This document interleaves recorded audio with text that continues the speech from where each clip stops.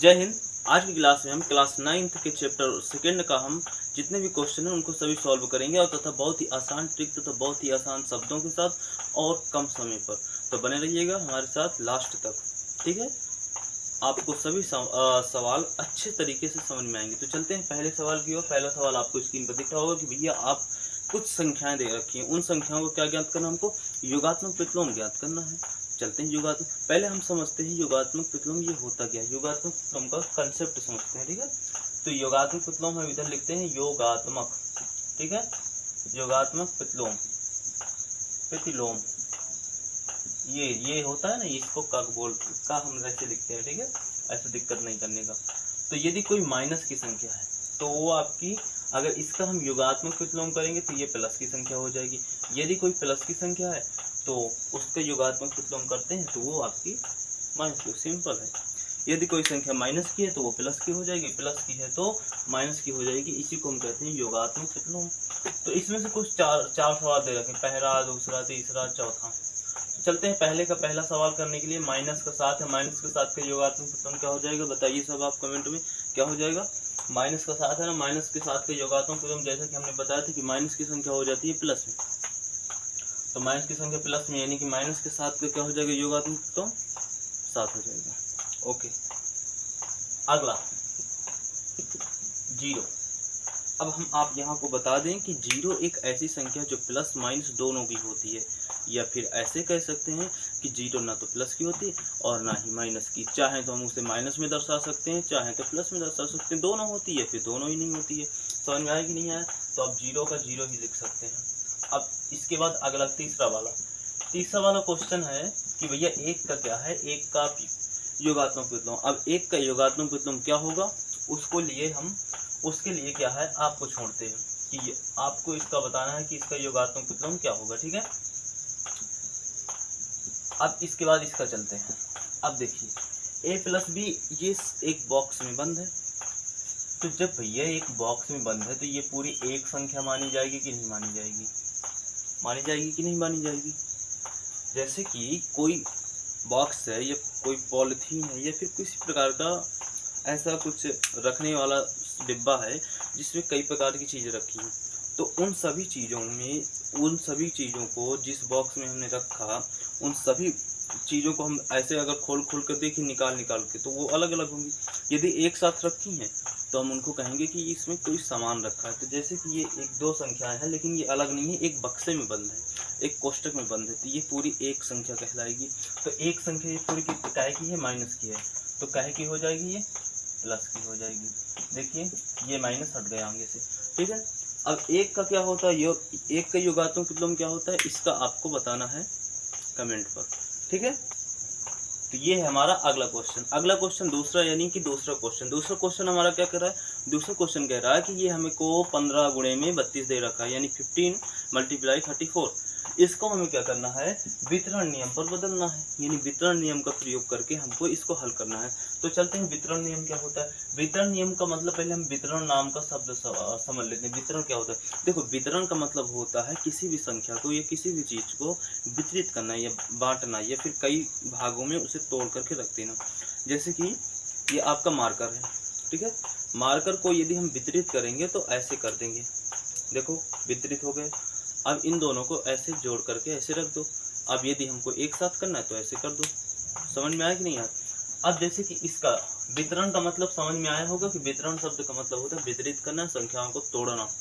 जैसे कि आपका 15 हो गए, 15 × 32, 32 को हमें योग के अनुसार पर तोड़ना है, मल्टीप्लाई के अनुसार पर नहीं तोड़ना है कि 16 गुणे में 2 हो जाएगा, 16 गुणे में 2 हो गया। देखो भैया हमने 32 को तोड़ दिया कि नहीं तोड़ दिया। लेकिन हमें वितरण नियम में योग के नियम के अनुसार तोड़ना पड़ता है। आप मल्टीप्लाई करवा सकते हैं लेकिन अधिकतर केसेस में हमको वितरण नियम में संख्याओं को योग के सेट पर तोड़ना होता है।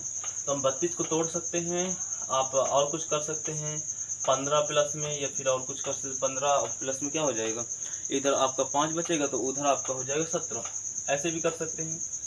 या फिर अगर इस तरह करेंगे तो जो आपका बुक में आंसर है वो आंसर नहीं मिलेगा, लेकिन ये सवाल सही है। आंसर नहीं मिलेगा लेकिन सवाल सही है हमारा। या फिर आप जिस तरह बुक में किए हैं उस तरह कर सकते हैं, 30 प्लस में 2, ऐसे करेंगे। तो ऐसे यदि हम करेंगे, इस तरह भी आप कर सकते हैं, जिस तरह तोड़ना चाहें उस तरह कर सकते हैं, ठीक है। लेकिन फिर हमारा बुक में आंसर नहीं मिलेगा। आंसर क्यों नहीं मिलेगा? क्योंकि इस सवाल को कई तरीके से तोड़ करके कर सकते हैं। अब कई तरीके से तोड़ करके कर सकते हैं, तो बुक में जो छपा गया होगा, प्रिंट किया गया होगा, वो उसने पता नहीं कैसे तोड़ा होगा, वही अनुसार उसने आंसर रख दिया, और हम दूसरी तरह तोड़ रहे हैं, तो इसलिए आंसर नहीं मिले। तो इसमें घबराने की बात नहीं है कि ये हमारा गलत है, सवाल गलत नहीं है। तो देखो ये हो जाएगा आपका, इसका मल्टीप्लाई कराएंगे 30 का, इसका मल्टीप्लाई इसमें कराओ, इसको ए मान लेते हैं, इसको बी। तो ए का 15 का मल्टीप्लाई आपका होगा 30 में, तो कितना हो जाएगा आपका 450, और प्लस में 15 दूनी 30, यानी कि जोड़ेंगे हम तो आ जाएगा 480, ये आंसर होगा, ठीक है। अगला क्वेश्चन यदि हम देखेंगे, यानी कि ये इस टाइप का करेंगे, तो इस टाइप को करने से, ये फिर कई प्रकार से आप कर सकते हैं, लेकिन आंसर नहीं मिलेगा, ठीक है। लेकिन सवाल हमारा गलत नहीं होगा। बहुत सारी पूर्णांक संख्या दे रखी है, पूर्णांक संख्याओं में हमको ये बताना है कि जो आपका ये है योगात्मक नियम, एक योगात्मक नियम होता है, वो किन संख्याओं में, पूर्णांक संख्या बहुत सारी होती हैं, तो पूर्णांक संख्याओं में ऐसी कौन सी संख्या है जिसमें योगात्मक विकल्पों का अद्वितीय होता है, अद्वितीय होता है, ठीक है। इसको हमें दर्शाना है। नहीं समझ पाए, एक बार फिर समझाते हैं कि बहुत सारी पूर्णांक संख्याएं हमको दे रखी हैं। पूर्णांक संख्या में आपको ये दर्शाना है कि ऐसी कौन सी पूर्णांक संख्या है जिसमें योगात्मक का नियम जो है अद्वितीय, अद्वितीय हमारा सिद्ध हो जाए, अद्वितीय हमारा बैठे, एकदम फिट हो। ये अद्वितीय क्या होता है? योगात्मक का मतलब होता है योग, नियम का मतलब नियम, लॉ। अद्वितीय शब्द का मतलब आपको समझना पड़ेगा। ऐसा जैसे कि हम लोग कह देते हैं कि, जैसे कह देते हैं कि उसके पास 2 पेन है, 2 पेन है, यानी इसका मतलब हुआ कि इसका जो है एक पेन से ज्यादा है, एक पेन से दो ज्यादा है ना, 2 पेन। तो हमने कह दिया कि एक पेन से, यानी कि एक से कोई वस्तु यदि ज्यादा होती है तो उसे कह देते हैं अद्वितीय, मतलब ज्यादा ना हो तो उसको कह देते हैं अद्वितीय। जैसे कि अगर एक हो, यानी कहने का मतलब ऐसी वस्तु जो केवल एक हो, जैसे कि हमारा हो गया दुनिया में ताजमहल एक ही है, तो ताजमहल एक अद्वितीय, अजूबा बोल देते हैं कि नहीं बोल देते, यानी वह चीज, वह वस्तु जो केवल एक हो, उसको हम अद्वितीय बोलते हैं, ठीक है। तो चलते हैं, अद्वितीय का मतलब क्या होता है ये तो आप समझ ही गए होंगे। अब वो संख्या हम ढूंढते हैं कि जो संख्या आपकी अद्वितीय होती है। तो जैसे आपका यदि 6 का करें, 6 ले लेते हैं, तो 6 का अब योगात्मक विकल्पों का हमने बताया था कि योगात्मक नियम का मतलब होता है कि भैया जो संख्या आपकी प्लस की वो माइनस की हो जाती। तो क्या 6 एक ऐसी संख्या नहीं है जिसका योगात्मक नियम के अनुसार मात्र एक ही योगात्मक होता है? क्या 6 का और कोई योगात्मक हो सकता है क्या? 6 का और कोई योगात्मक, अभी पिछले सवाल में हमने पढ़ा ना कि भैया योगात्मक -7 का योगात्मक जो आपका था वो 7 ही होता था ना। और जैसे कि आपका कोई भी, जैसे कि एक लिया था हमने, एक दिया था आपको करने को, तो एक का योगात्मक क्या हो जाएगा? -1 हो जाएगा कि नहीं हो जाएगा? उसी प्रकार ये 6 नाम की एक संख्या है जिसका हमारा योगात्मक -1, यानी कि केवल दुनिया में 6 का योगात्मक केवल एक ही होगा, वो है -6। अब बहुत सारे लोग कहेंगे कि भैया 6 ही क्या ऐसी संख्या है? नहीं, 6 नहीं है ऐसी संख्या।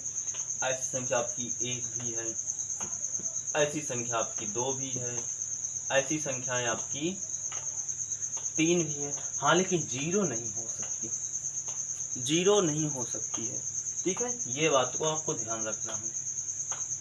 तो ऐसे हम दर्शा देंगे कि भैया योगात्मक नियम इन संख्याओं में होता है, तथा बहुत सारी ऐसी अनंत संख्याएं होती हैं जिसमें योगात्मक अद्वितीय होता है, ठीक है। अब केवल ये जो है अचर संख्याओं में ही होता है, ठीक है। ये आपको समझ में आ ही गया होगा। चलते हैं अगले क्वेश्चन की ओर।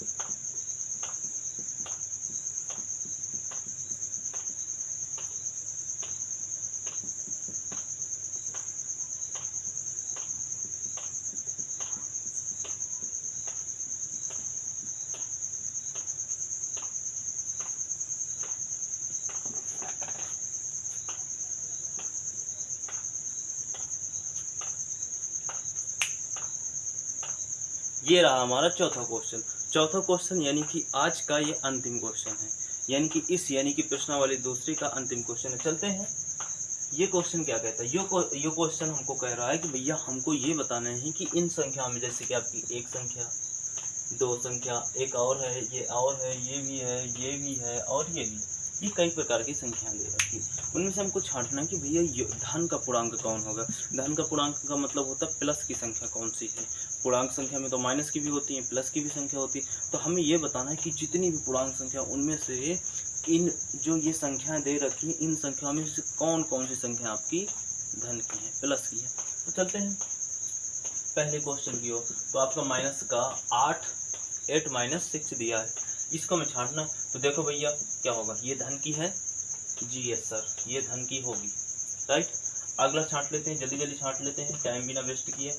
2 माइनस का 2 माइनस 5 हो गया इसका, ये धन की नहीं है ना, कट ऑफ करो, अपना हिंदी में लिख देना, ये नहीं होगी धन की। ऐसे तीसरा कर देते हैं, 1 डिवाइड बाई 3, यानी कि 1/3, ऐसा है कि नहीं है। अब भाग देंगे तो भैया दशमलव में आएगा आपका आंसर कि नहीं आएगा, दशमलव में आएगा। अब जैसे कि हम भाग देंगे इधर, तो कुछ दशमलव में आ जाएगा आंसर, नहीं आएगा दशमलव में आंसर, दशमलव में आंसर आएगा।